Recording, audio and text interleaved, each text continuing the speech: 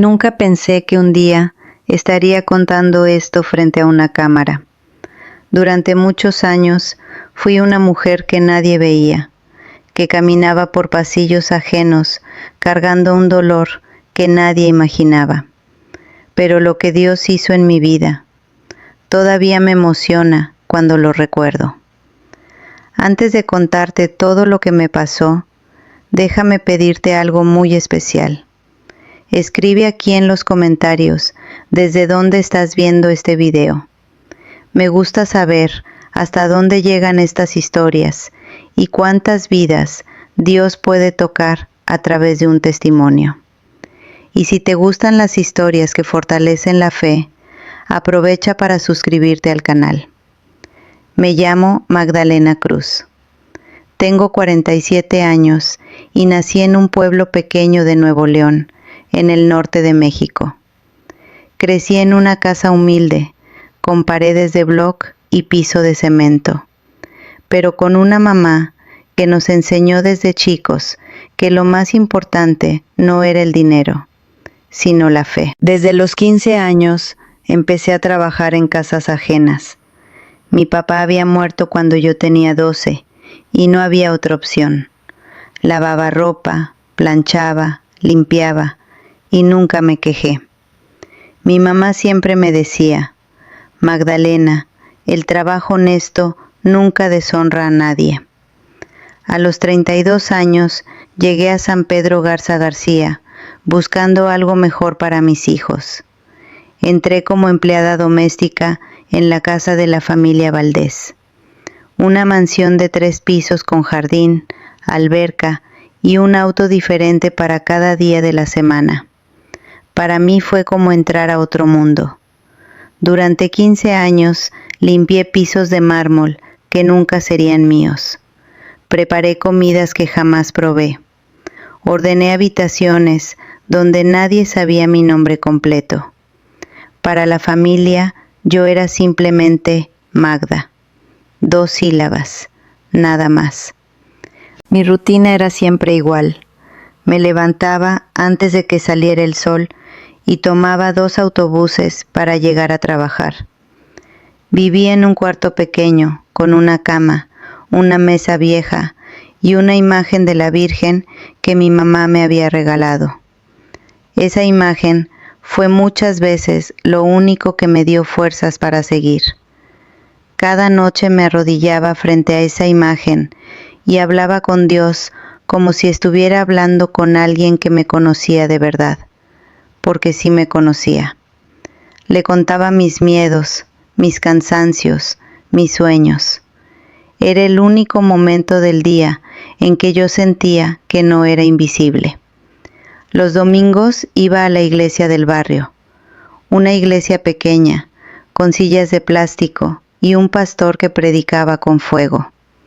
Yo llegaba temprano, cerraba los ojos durante la alabanza y sentía que Dios me veía, que mi historia importaba, que yo importaba. Pero un año antes de que todo cambiara, la vida empezó a volverse muy pesada.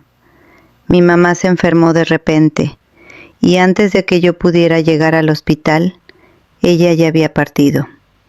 No pude despedirme, no pude tomarle la mano. Ese dolor fue como si el suelo desapareciera debajo de mis pies. Meses después, mi hijo mayor tuvo que dejar la escuela para trabajar. Tenía 17 años y ya cargaba responsabilidades de adulto. Yo me partía por dentro cada vez que lo veía salir temprano. Él nunca se quejó, y eso me dolía más que si me hubiera gritado. En esos meses me costaba mucho orar, no porque hubiera dejado de creer, sino porque estaba tan cansada que a veces no encontraba las palabras. Solo repetía una frase que se volvió mi ancla: Dios, no te pido riquezas, solo te pido que no me sueltes. Y entonces ocurrió algo que pensé que me iba a quebrar para siempre.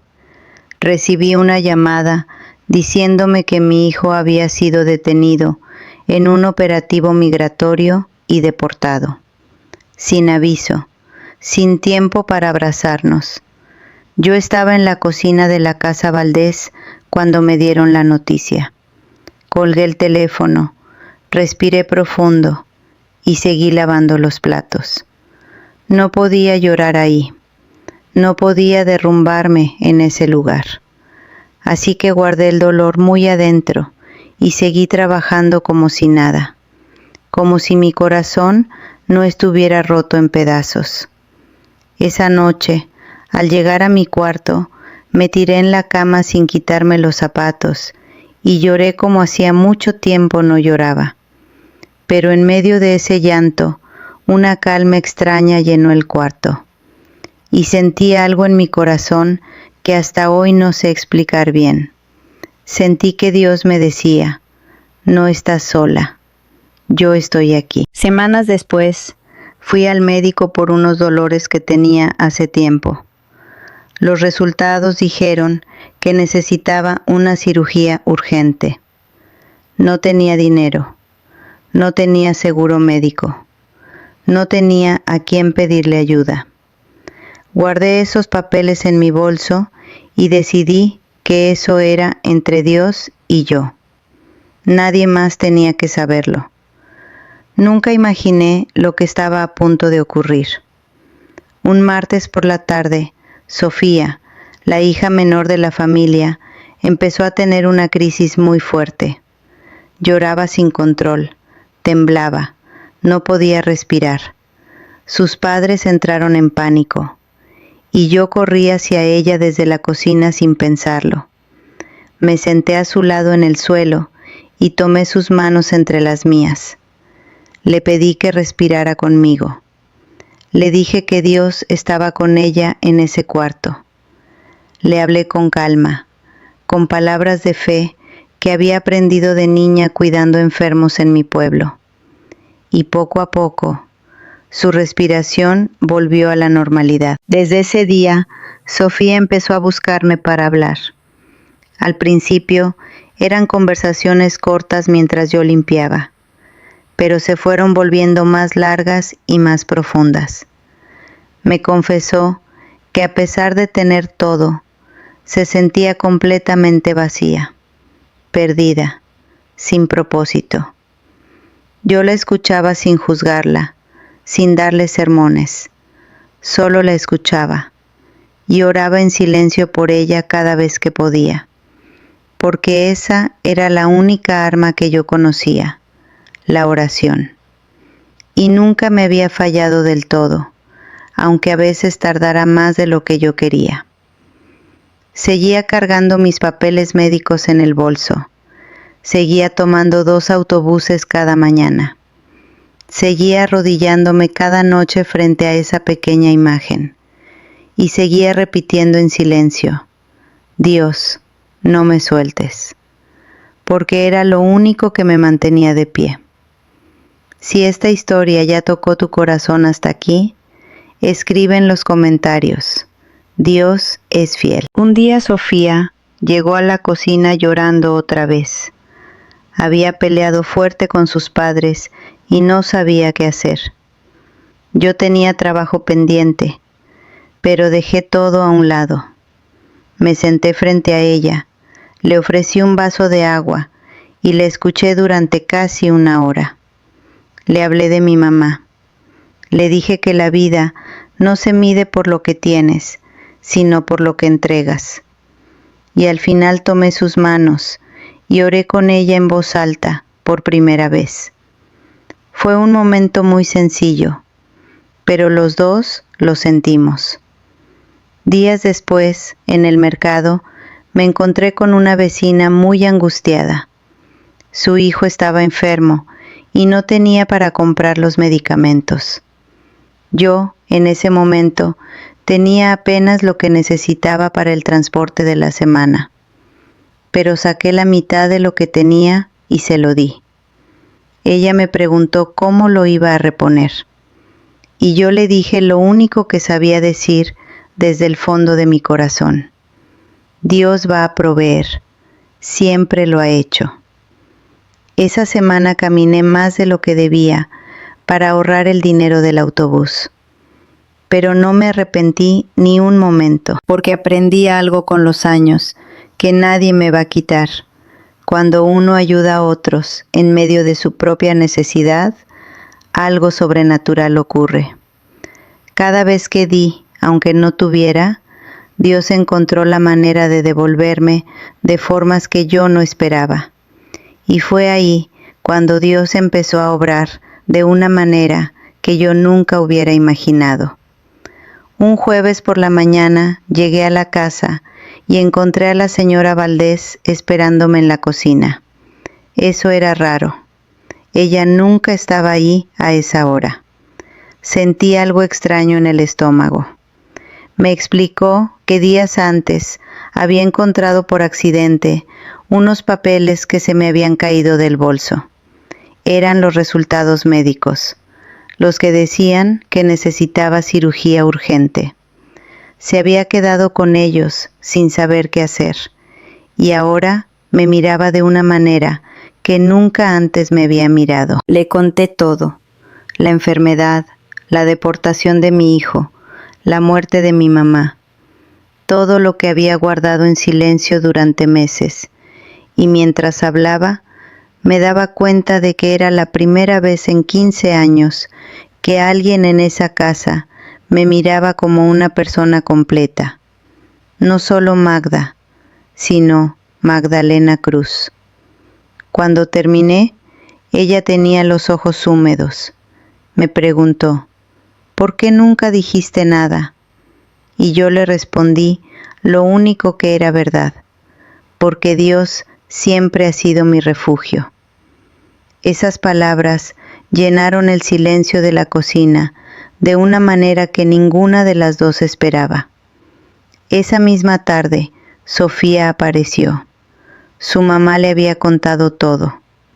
Me abrazó durante mucho tiempo sin decir nada, y cuando se separó, me dijo: Magdalena, tú me enseñaste más en estas semanas que todo lo que aprendí en la universidad. No supe qué responder, solo pude sonreír. La familia se reunió esa noche para hablar, y al día siguiente me llamaron para decirme que habían decidido cubrir todos los gastos de mi cirugía, no como limosna, sino como un reconocimiento de algo que ellos mismos dijeron: que en 15 años yo les había dado mucho más de lo que ellos me habían dado a mí. La cirugía salió bien. Me recuperé en casa de una prima, y durante esas semanas pasé mucho tiempo orando y reflexionando. Me preguntaba por qué Dios había permitido tanto dolor junto. Pero empecé a ver algo que antes no podía: que en cada momento oscuro había una mano invisible sosteniéndome. Mientras yo me recuperaba, Sofía tomó una decisión que cambió todo. Me llamó para decirme que iba a crear un proyecto social para ayudar a trabajadoras domésticas, mujeres invisibles, mujeres con historias como la mía. Cuando me contó su idea, tuve que alejar el teléfono para que no escuchara que estaba llorando. El proyecto creció más rápido de lo que nadie esperaba. Ofrecía atención médica, apoyo emocional y orientación legal para mujeres que vivían en silencio. Porque cuando algo nace de una herida real y de una fe genuina, Dios lo multiplica de formas que ningún plan humano podría calcular. Gracias a ese proyecto, pude dejar el cuarto pequeño donde vivía y alquilar una casa sencilla pero digna. Por primera vez en muchos años cerré una puerta y sentí que estaba segura.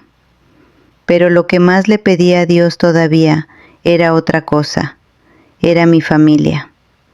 Con ayuda legal que el proyecto gestionó, iniciamos el proceso para regularizar nuestra situación migratoria. Meses de trámites, meses de espera, meses de orar sin ver todavía la respuesta. Pero seguí creyendo, porque eso es lo que hace la fe. te da fuerza para esperar aunque no veas nada. Y entonces llegó el milagro más grande de toda esta historia. Recibimos la noticia de que el proceso había salido bien. El día que abracé a mi hijo, después de tanto tiempo, no encontré palabras, solo lágrimas, solo gratitud, solo la certeza de que Dios había estado trabajando todo ese tiempo detrás del telón. Hoy mi vida es muy diferente. Ya no limpio casas ajenas. Ahora trabajo ayudando a coordinar el mismo proyecto que nació de aquella historia. Acompaño a mujeres que llegan con miedo y con dolor, con historias muy parecidas a la mía. Las escucho, las abrazo y muchas veces simplemente oro con ellas. Meses después, me encontré otra vez arrodillada frente a la misma imagen de la Virgen, la misma mesa vieja, pero esta vez con una ventana que daba a un jardín. Y esa vez no pedí nada, solo agradecí. Agradecí el dolor, las noches de llanto, cada autobús madrugador, porque todo eso me había llevado hasta aquí. Y lo que quiero que te quedes de todo esto es algo muy sencillo, pero muy poderoso. Dios ve a las personas que el mundo ignora. Dios escucha las oraciones que nacen en medio del miedo y puede transformar la humillación en dignidad, el silencio en testimonio y el dolor en propósito. Si hoy estás pasando por algo difícil, si sientes que nadie te ve y que el camino es demasiado largo, quiero que sepas algo que aprendí limpiando pisos ajenos en la oscuridad de la madrugada. Dios nunca llega tarde. Él siempre llega exactamente cuando tiene que llegar. Y ese día entendí algo que nunca más voy a olvidar. Cuando uno siembra bondad en silencio, Dios hace que los milagros florezcan en el momento más inesperado. Si esta historia tocó tu corazón, te pido que la compartas con alguien que necesite escucharla hoy. A veces Dios usa un video para llegar a una persona que está esperando una señal. Y déjame aquí en los comentarios, ¿qué parte de esta historia te llegó más al corazón? Me encanta leer cada mensaje que me dejan. Y si todavía no te has suscrito al canal, este es el momento. Hay muchos testimonios más como este esperando por ti.